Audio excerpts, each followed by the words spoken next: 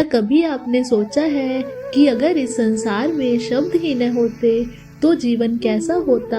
अगर मन में भावनाएं होती लेकिन उन्हें व्यक्त करने का कोई मार्ग ही न होता?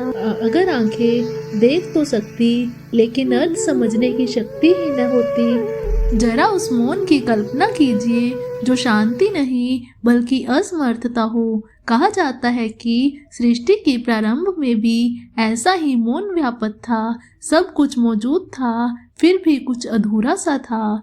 जीवन तो था पर चेतना जागृत नहीं थी। उसी अधूरेपन को पूरा करने के लिए जिस दिव्य क्षण ने जन्म लिया, वही क्षण आगे चलकर वसंत पंचमी कहलाया। वसंत पंचमी को समझने के लिए पहले वसंत को समझना आवश्यक है। वसंत केवल ऋतु का नाम नहीं है, यह जीवन की एक अवस्था है। यह जड़ता से गति की ओर बढ़ने की प्रक्रिया है। जब लंबे समय से ठहरा हुआ मन फिर से बहने लगता है, जब भीतर दबी इच्छाएं और संभावनाएं जागने लगती हैं, तब वही अवस्था वसंत कहलाती है। प्रकृति में यही वसंत बाहर दिखाई देता है और मनुष्य के भीतर यही वसंत भीतर खड़ता है। माघ मास के शुक्ल पक्ष की पंचमी तिथि को जब वसंत पंचमी आती है, तब सूर्य की किरणों में कठोरता नहीं होती। यह संतुलन का समय होता है। ऋषियों ने इस संतुलन को बहुत गहराई से समझा था।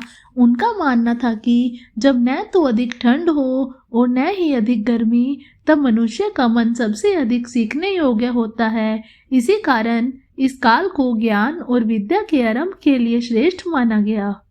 पुराणों में वर्णन आता है कि जब ब्रह्मा जी ने सृष्टि की रचना की, तब उन्होंने देखा कि गति तो है पर दिशा नहीं है। प्राणी चल तो रहे हैं पर समझ नहीं पा रहे। मनुष्य बोल तो रहा है पर शब्दों में चेतना नहीं है।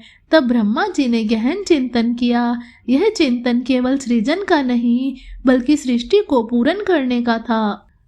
उसी चिंतन से माँ सरस्वती प्रकट हुई। माँ सरस्वती का प्रकट होना किसी मूर्ति का प्रकट होना नहीं था, वह चेतना का जन्म था। जब उन्होंने वीणा का पहला स्वर छेड़ा तो वह केवल संगीत नहीं था, वह सृष्टि की पहली समझ थी। उस स्वर के साथ ध्वनि ने अर्थ पाया, मौन ने भाषा पाई और मनुष्य ने पहली बार सोचना सीखा। उसी दिन को वसंत पंचमी कहा गया।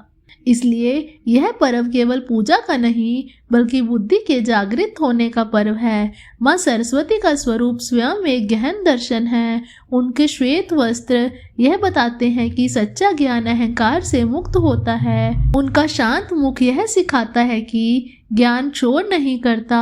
उनकी वीणा यह संकेत देती है कि जीवन में संतुलन बहुत आवश्यक है, क्योंकि अत्यधिक कठोरता भी स्वर को बिगाड़ देती है और अत्यधिक ढीलापन भी। उनका वाहन हंस यह सिखाता है कि विवेक ही मनुष्य को मनुष्य बनाता है। वसंत पंचमी पर पीले रंग का विशेष महत्व है। पीला रंग केवल सौंदर्य का प्रतीक नहीं बल्कि यह ऊर्जा का संकेत है। पीला रंग आलस्य को तोड़ता है, मन में आशा भरता है और भीतर छिपी रचनात्मक शक्ति को बाहर निकालता है। जब धरती सरसों के पीले फूलों से भर जाती है, तब वह हमें बताती है कि अब समय है आगे बढ़ने का। मनुष्य भी उसी धरती का अंश है, इसलिए वह भी इस दिन पीला रंग धारण कर प्रकृति के साथ स्वयं को जोड़ता है। यह पर्व किसानों के जीवन में भी गहरा अर्थ रखता है। महीनों की मेहनत के बाद खेतों में फसलें लहराने लगती है। यह दृश्य केवल अन्न का नहीं बल्कि धैर्य का फल है। वसंत पंचमी हमें यह सिखाती है कि हर बीज तुरंत फल नहीं देता। जीवन में भी जो कुछ स्थायी होता है वह समय लेकर ही आता है। विद्यारंभ की परंपरा इसी गहरे विश्वास से जुड़ी है। इस दिन बच्चों को पहली बार अक्षर लिखवाए जाते हैं, क्योंकि माना जाता है कि आज सीखा गया ज्ञान जीवन में स्थिर रहता है। यह दिन केवल बच्चों के लिए नहीं बल्कि हर उस व्यक्ति के लिए विशेष है जो अपने जीवन में कुछ नया आरंभ करना चाहता है।